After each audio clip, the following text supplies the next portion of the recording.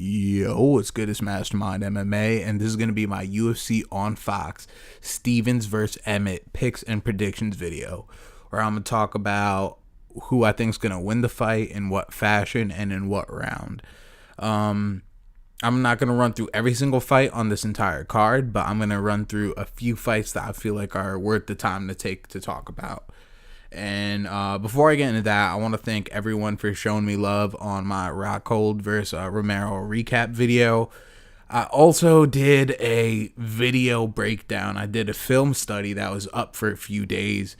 But as of right now, your boy is 0-3 against the UFC because they keep taking my shit down. And I don't know why. I don't know how other channels are operating with videos and shit like that, but if anyone has any fucking idea how I could use videos without the UFC finding my shit and taking it down, that'd be extremely helpful. So yeah, I thought I was pretty pumped on it because I thought, that like videos were something I've been wanting to do on the channel for a really long time, and video breakdowns, and the fact that I did it and I had it up for a while and then the UFC got me, it just kind of fucking sucks because I thought I had it, you know what I mean? But now I have to figure out another way. I'm not going to stop trying because I know there's a way. But that's besides the point. If you guys have any tips, I'd definitely appreciate it. But yeah, right on to the real shit that you guys are here for. So the UFC on Fox fight card. I'm going to start off with the homie Alan Jouban versus Ben Saunders. Obviously, I rock with Jouban, and I'm obviously picking Alan Jouban. The thing is, Alan Jouban and Ben Saunders, they're both 10th planet jiu-jitsu guys. Actually, Ben Saunders was, I believe he was a Ricardo Laborio black belt, and he actually came over to Eddie Bravo as a black belt and then started working on his rubber guard. So Ben Saunders is a guy who's really dangerous off his back. If you've seen his fights, standing up, he really throws some pretty vicious knees. And, he's a pretty dangerous fight. I'm trying to think who his last fight was against. I want to say Patrick Cummings, but I know I'm off on that. I know that's not it. I might just look it up right now, to be honest with you. Court McGee, yes, that's who I was thinking about. It was on that Rodriguez versus Penn card, and that shit was pretty boring. He won the fight, but from what I remember, he was on his back a lot. And with Ben Saunders, he can end up on his back and still be very offensive off it, but this was one of the times where he got the nod, but you could have seen Court McGee getting the nod, and it wasn't that eventful. And that's from my memory, from what I remember. And then he lost to Peter Sabata on the Gustafsson versus Teixeira card, which I saw, but I really don't remember. Yeah, man. And my guy Alan Jouban is on a bit of a skid himself. He lost his last fight to Nico Price. Before that, it was that Gunner fight. And then before Gunny, who was it? I'm pretty sure before Gunner it was that Mike Perry fight, and I don't get how Mike Perry got prepared. I mean, if you guys been rocking with me for a little bit, so you know how I don't get how Mike Perry has been getting like all these opportunities, the Santiago Ponzinibbio's, the Jake Ellenbergers, after the loss to Jouban. You know what I mean? It's definitely, I mean, I get he has a personality, I get he has a following, but I mean, you could get behind Jouban, you know what I mean? Like, Alan Jouban is a pretty marketable guy. He's a fucking Versace model. He's got an entertaining fight style. Most of his fights are fight of the nights. Like, if he's not knocking someone out, he's going out on his shield. In his fights, it's all entertainment. So yeah, he's on a bit of a skid. That Gunner fight, he was doing decent in the stand up. He was doing good. It's just he didn't really have enough time to really display what he could do. He got caught a little bit, and Gunner really capitalized. So that's props to Gunner on that. The Nico Price thing, it's stoppage was a little funky, not too funky, but the thing about Joban is in a lot of his fights he gets rocked, you know what I mean? But he always comes back and he always wins it. So I believe before that Mike Perry fight, it was Bilal Muhammad, another fight of the night. Before that, it was Brendan O'Reilly in Australia on that Hunt versus Mir card. So he was on a 3-fight win streak. Kind of dropped a 2, but that doesn't really matter because I feel like this is going to be Joban getting back on track. I feel like an emphatic win, an emphatic knockout is going to kind of propel Joban right into that spot because it's true, after that Perry fight, they did give him Gunner. And my thing to that is, all right, you gave Joban a legitimate top 10 guy, a top 15, top 10 contender at that time. And probably the toughest person in that tier of fighters from number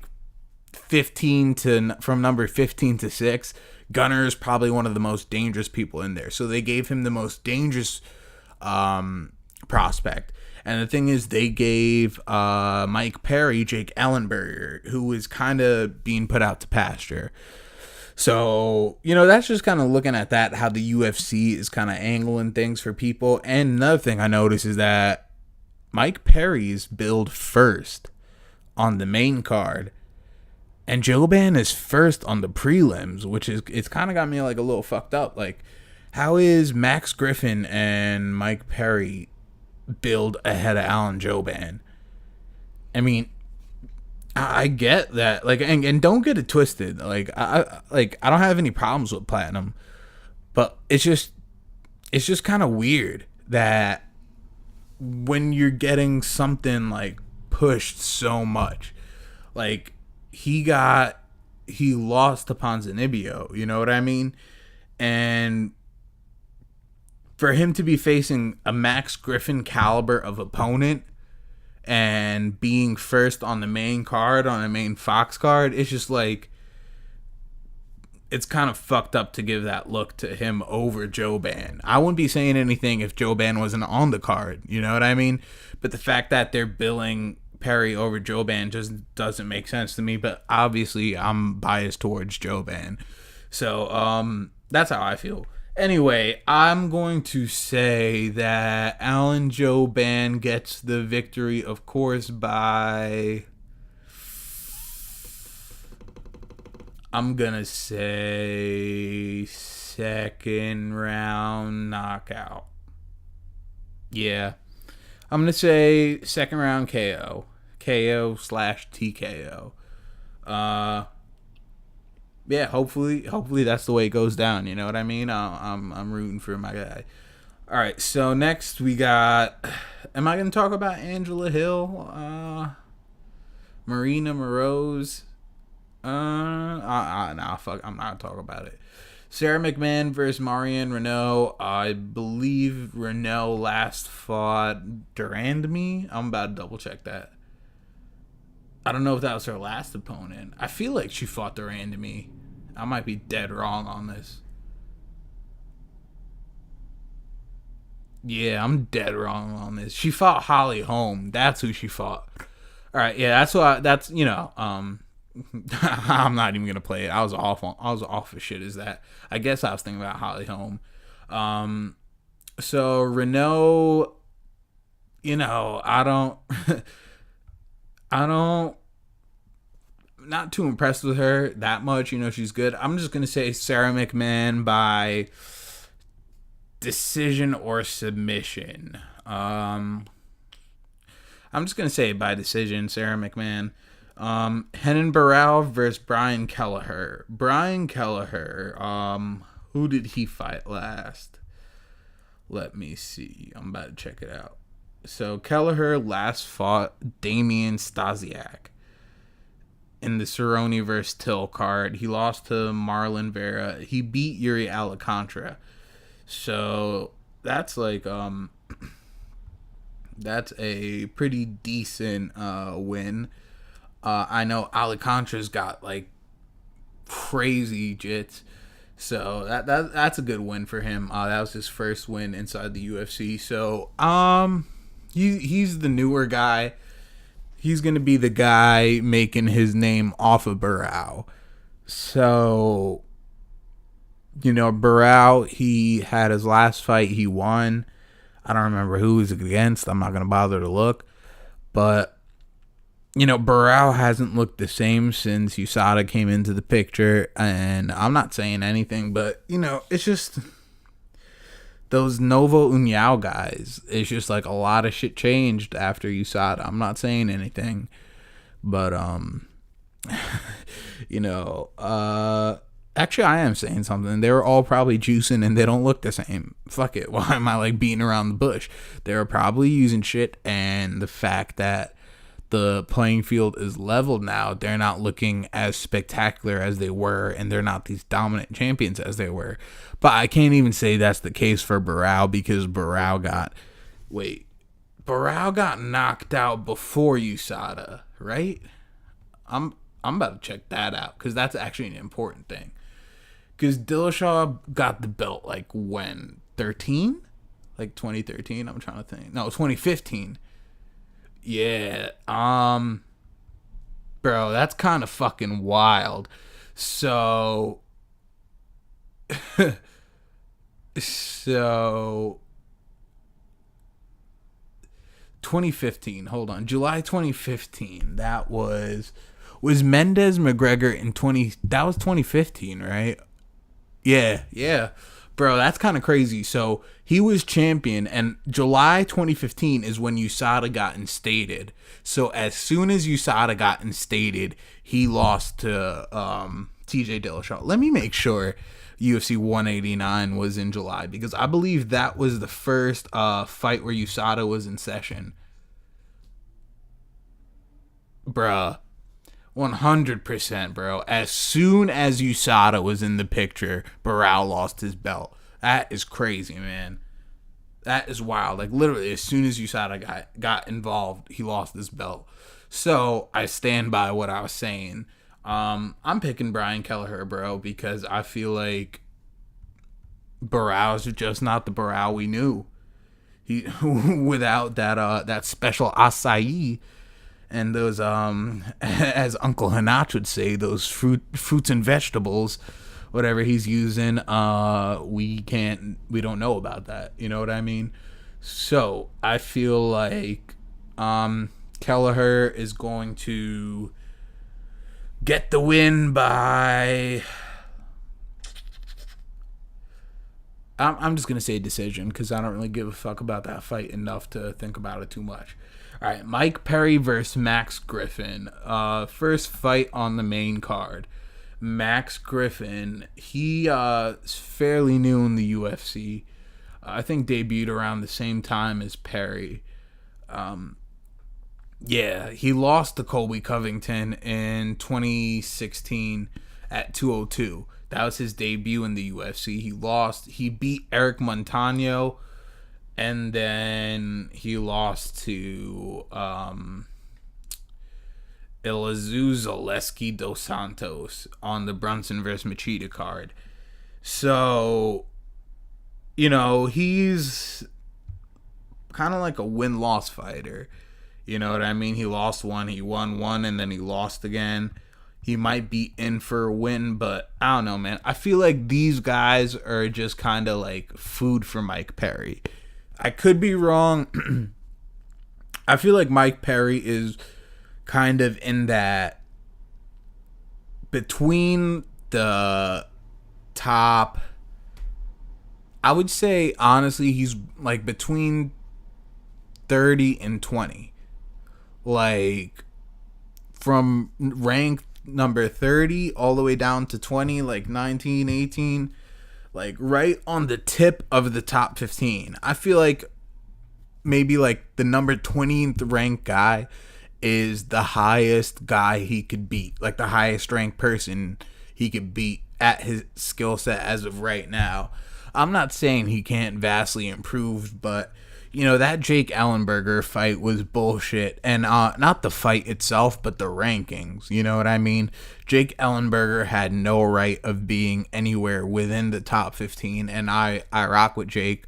My name's Jake, so I'm always rooting for another Jake. You know what I mean? So I rock with Ellenberger, but he wasn't a top 15 guy at the time. And before that Matt Brown fight, he was about to get cut. They actually cut Ellenberger, and he came back, and they gave him the Brown fight.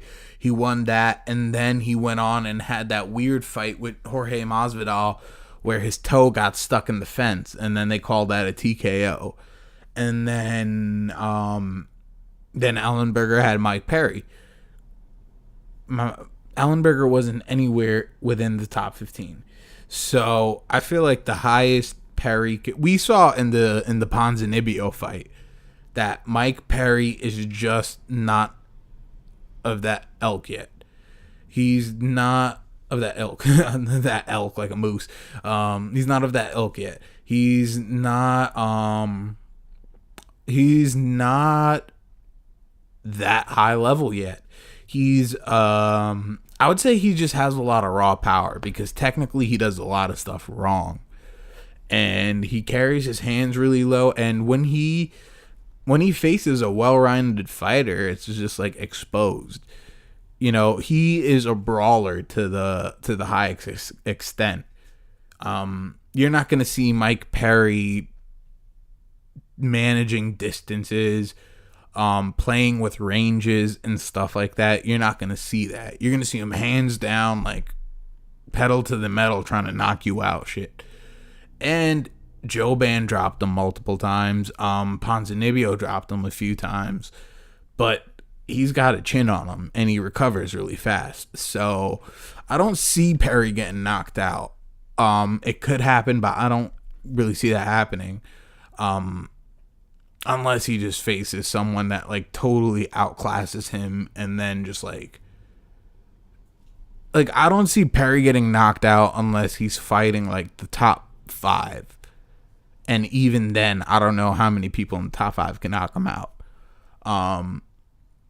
Because he's just that tough and that durable. And he's game, you know what I mean? You can't take anything away from him. I actually heard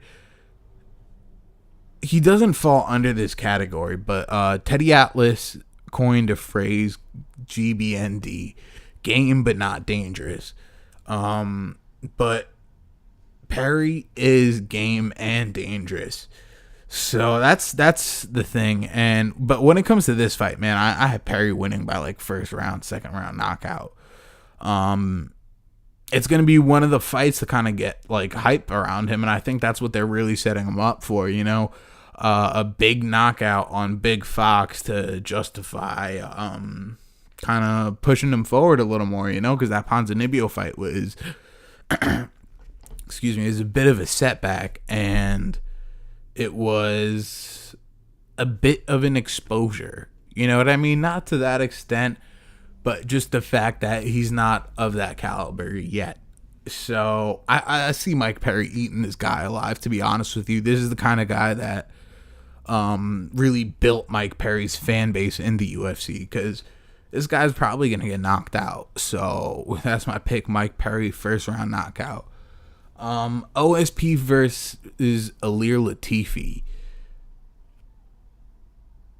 This is probably give me a second. Yeah.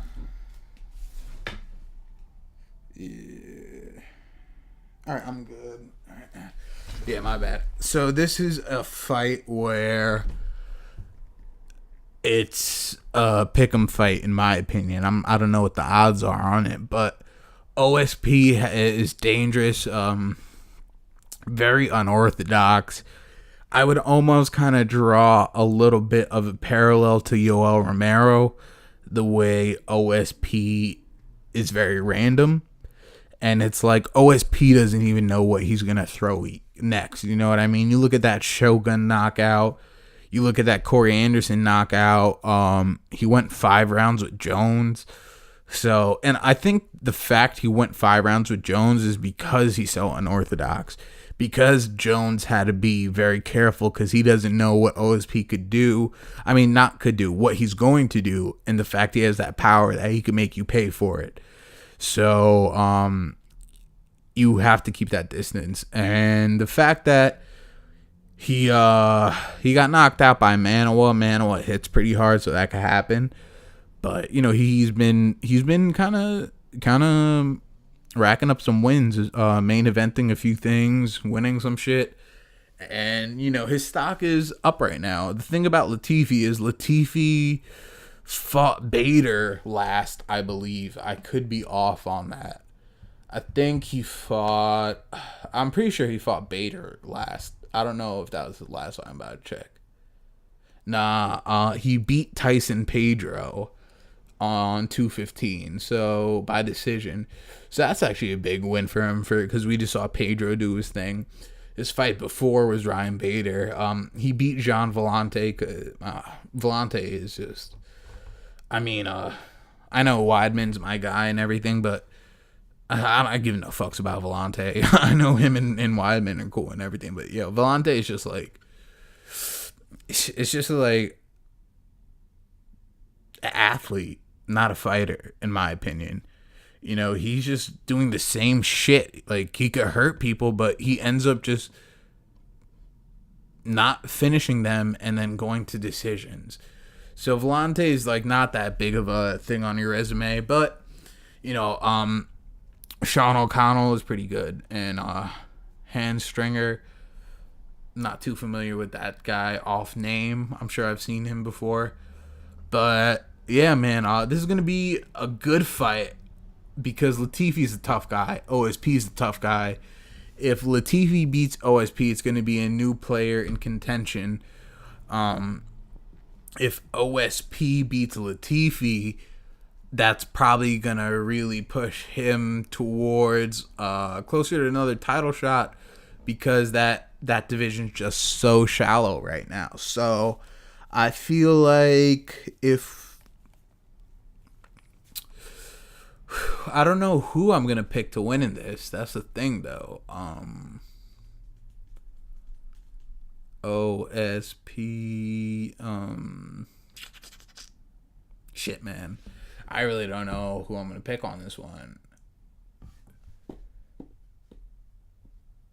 It's got a high chance of a finish, but it's just got just as likely as a chance of going to decision. I don't know who I'm gonna lean with either way. OSP's a bit more proven, but Latifi, we haven't really seen Latifi given opportunities like an OSP, so we don't know how he'll handle it.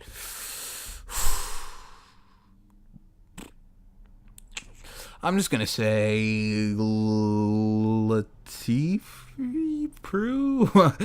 I don't want to spend too much time on this because I'm already just fucking wasting time right now. OSP, Latifi, eeny, meeny, miny, mo. I don't know, bro. It's really a pick'em fight. I'll say Latifi decision. I'm not confident in that pick. I just have to pick something.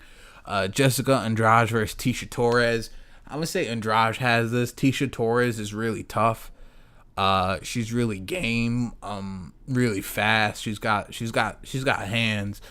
But Andrade, I feel like, is just too much just raw strength. So I feel like, and we've seen how game Andrade is. This could be fight of the night for the females, you know what I mean? Or just fight of the night in general. Yeah, so I mean, I definitely say Jessica Andrade, I'm gonna say it goes to decision. Josh Emmet versus Jeremy Stevens. Shout out to my guy MMA from the Heartland. If you guys don't know Jeremy Stevens, that's his homie. They're training partners and stuff like that. So, I mean, I've always liked Jeremy Stevens, and, the fact that me and Dan are homies, and he's homies with Jeremy, that just gives me more fucking reason to root for Jeremy. You know what I mean? Because that's my guy's guy. You get what I'm saying? So, I'm always going to pick Jeremy Stevens in these situations. So, Emmett is a tough guy. He's more unknown. Like, we haven't seen him have his like big come out moment. Pause. Until the Lamas fight. He was pretty much a non-factor up until then, and I say that with all due respect. And he didn't really, like, I don't even know if he was really in the picture for it. You know what I mean? He's kind of a guy that fell into the right place, right time. Because if you remember, Jose Aldo and Ricardo Lamas were slated for that rematch.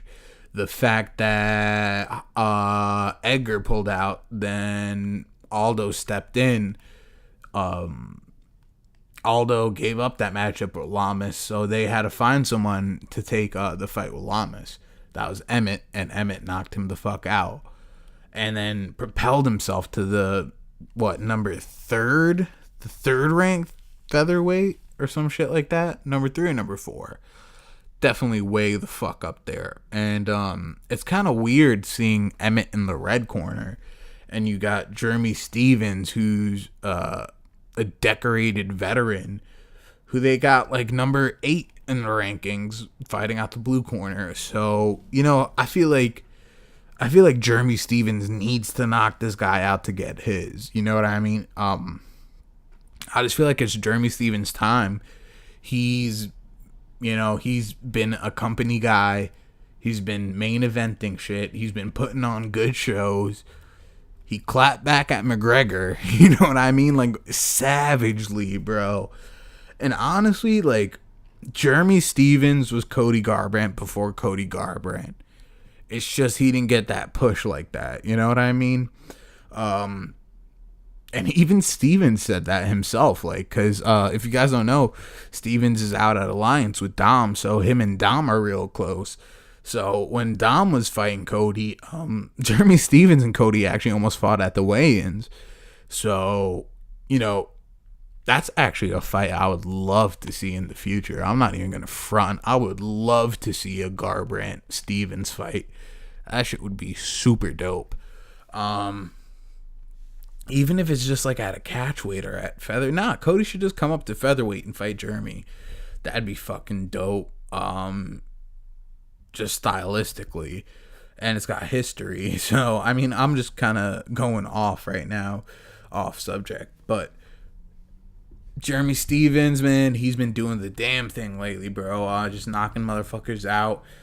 Even tactically picking apart Gilbert Melendez. That shows a lot to his game.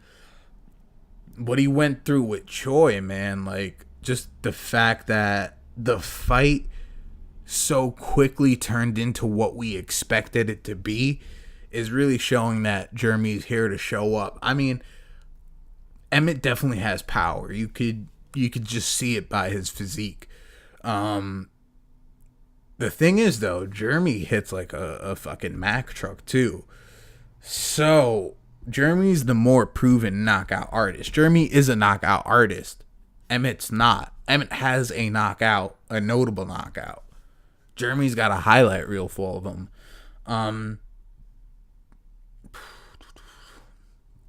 Definitely Jeremy Stevens by knockout is what I'm going for. I'm just trying to think what round. I'm thinking more first or second. I'm going to say second, but I feel like it's going to come in the first. I'm officially going to pick second, though. So there you have it. Jeremy Stevens by second round knockout. That's what I'm hoping happens. Even first round knockout, but I'm hoping the homie Jeremy Stevens gets it done and really gets himself in the place of rankings where he belongs to be, honestly, because he really deserves to be in that top 5.